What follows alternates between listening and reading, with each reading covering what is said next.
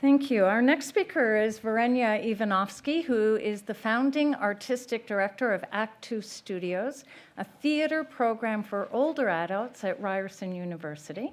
And over the years, Act Two Studios has collaborated with social scientists largely, but scientists from York University, Ryerson, Sunnybrook Hospital, the Ontario Coalition of Senior Citizen Organizations, and others. In fact, since the year 2000, they have been involved in more than 600 different commissions and traveled all over the US and Canada.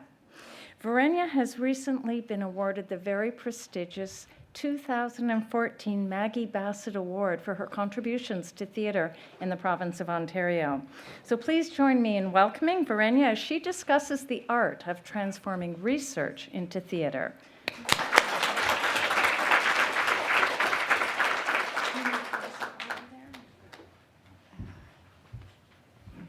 I think that figure about the commissions is over 600 performances of commissioned plays. I probably wrote that in wrong.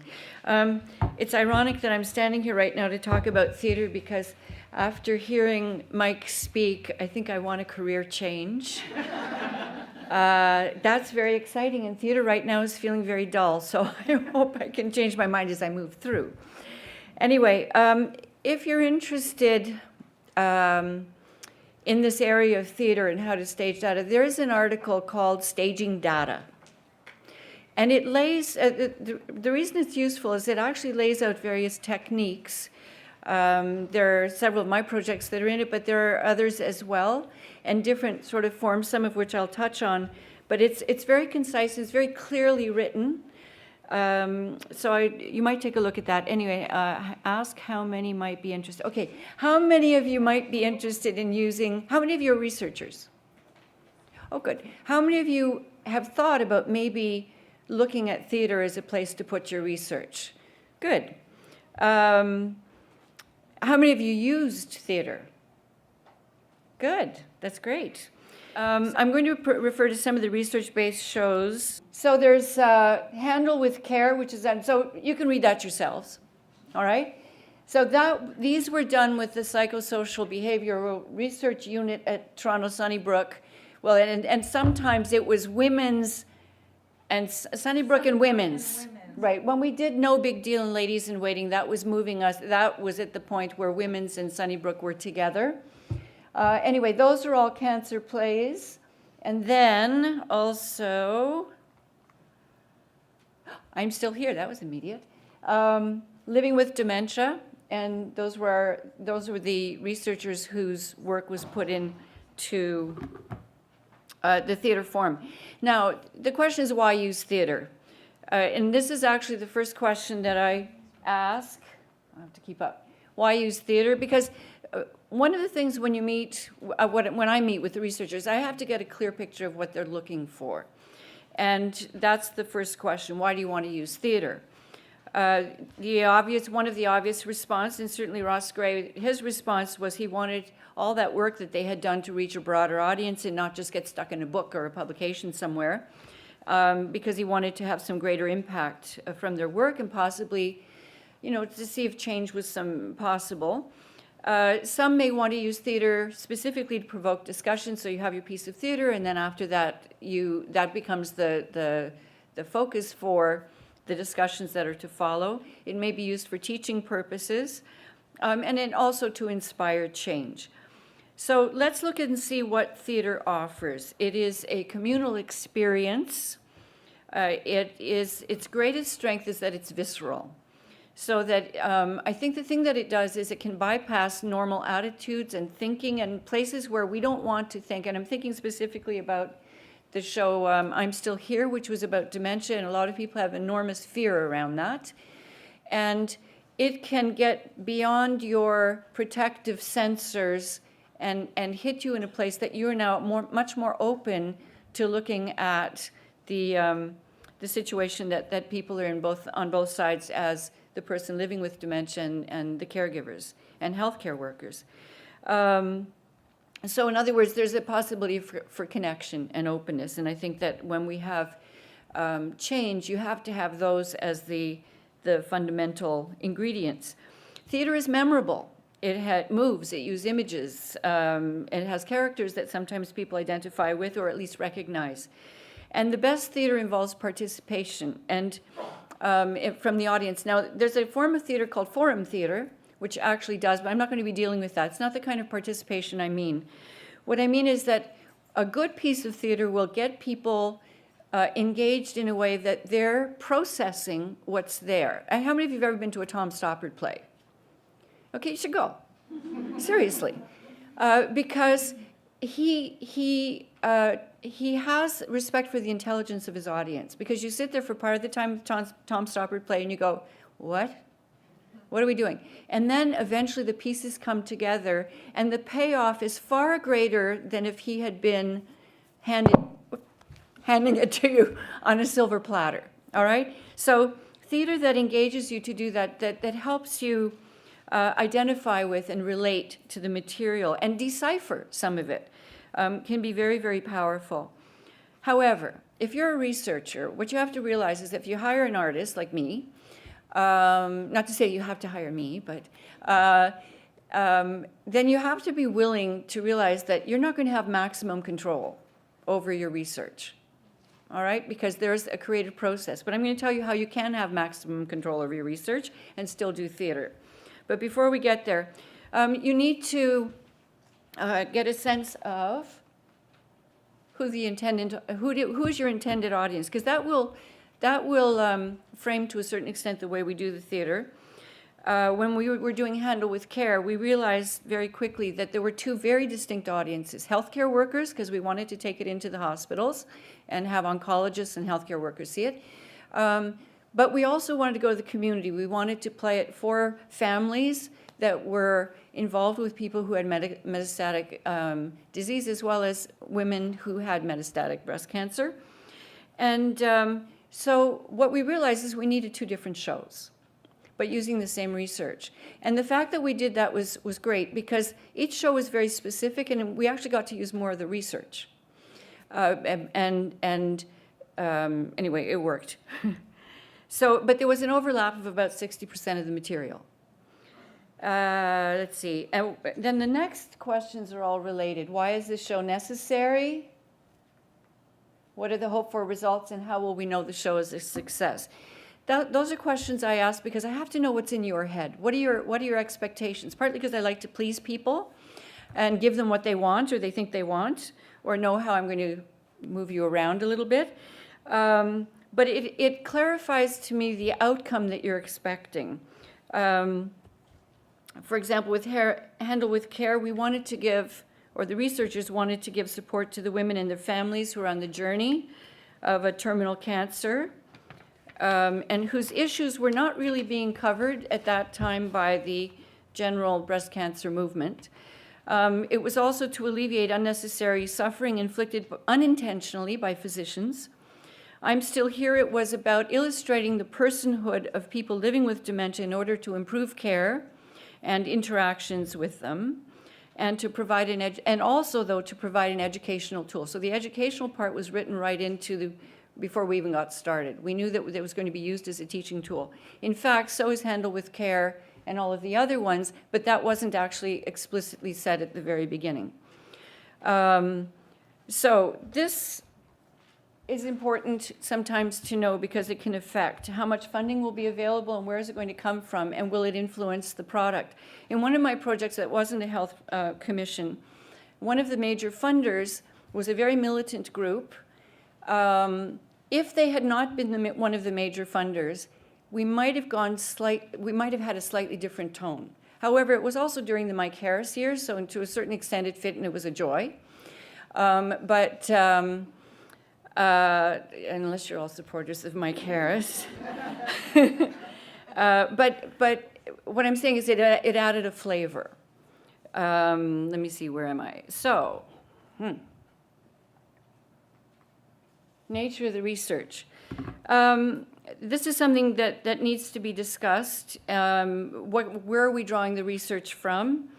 So with Handle with Care, No Big Deal, and Ladies in Waiting, we had transcripts and articles that summarized the research. It was very, very straightforward. In fact, I was presented with a list of 10 points one single sentence, 10 points each, or there were 10 sentences about all the points that I was to cover.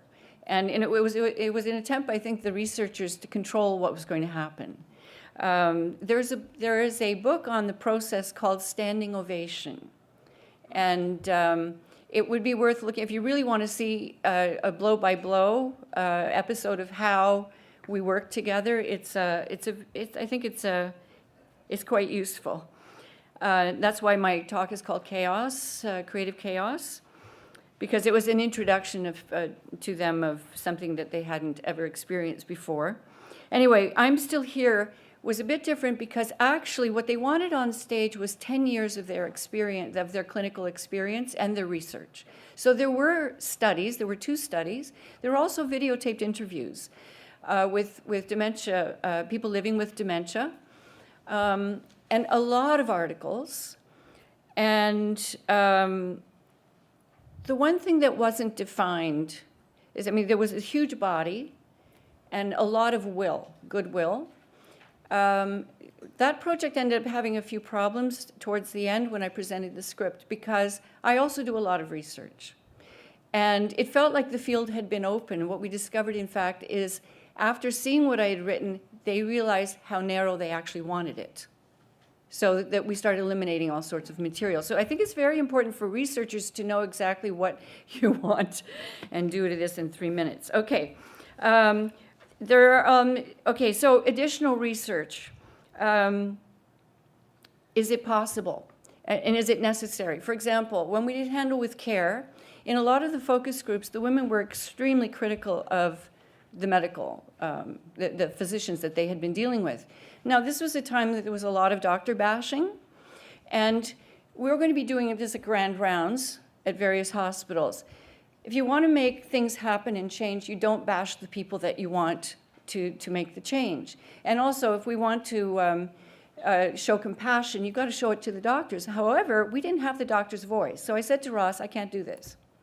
I can't do this without knowing what the other side feels like. Luckily, he had a study where they had interviewed oncologists. So that was actually incorporated into the project because it was absolutely necessary. And it worked. Because we were able to present the realities the doctors were dealing with and why sometimes they would say things to women that they really hadn't meant to hurt them, but it was often just for time issues or whatever. And they became much more sensitive to how they could change. How will you evaluate the show? This is really important to know in advance, because it can also shape the project. And so the type of show, and I'm going to start actually with the research-driven.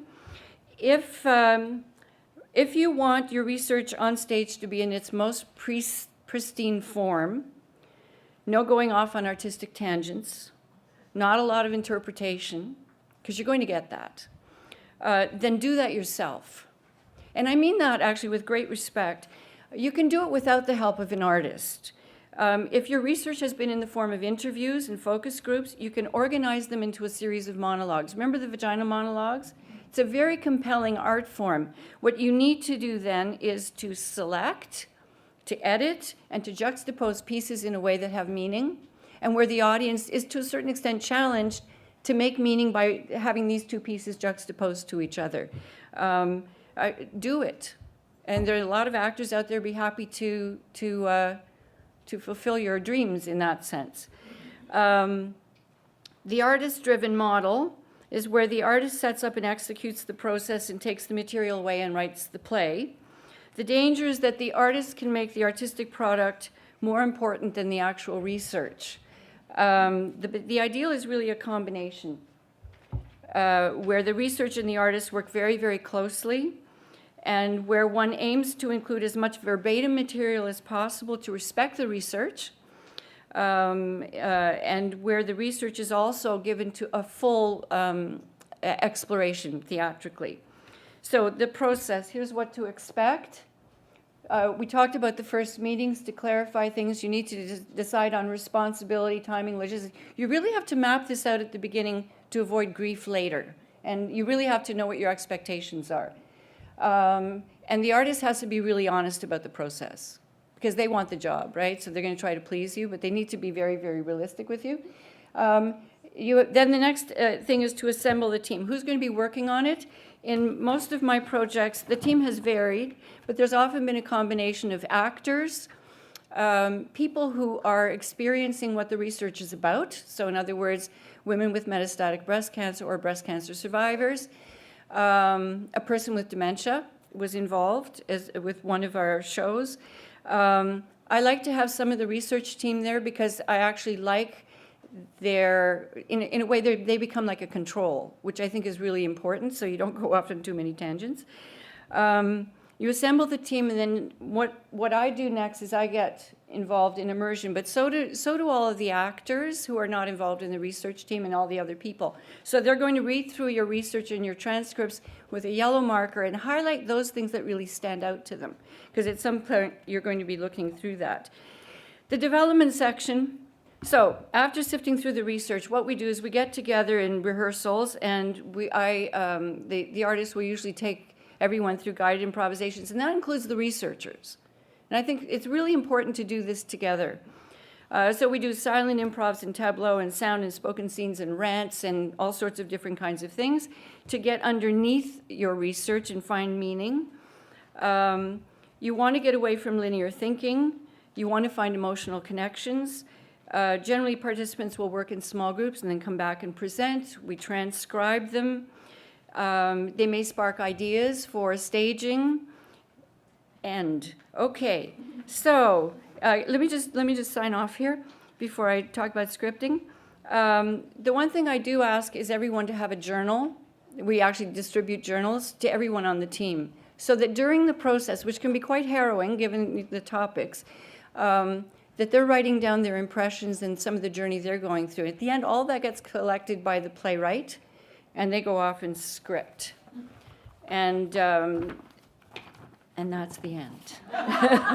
It's not really. There's a lot of writing and rewriting and playing it for small groups of people to get their feedback. Even after performances, you will be rewriting based on what's going on. Anyway, I think I will leave it there.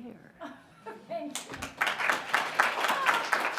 I was wondering if you could speak to how you evaluated some of these things, like how you knew they had the impacts or the anticipated the researchers, you see, it's not our world.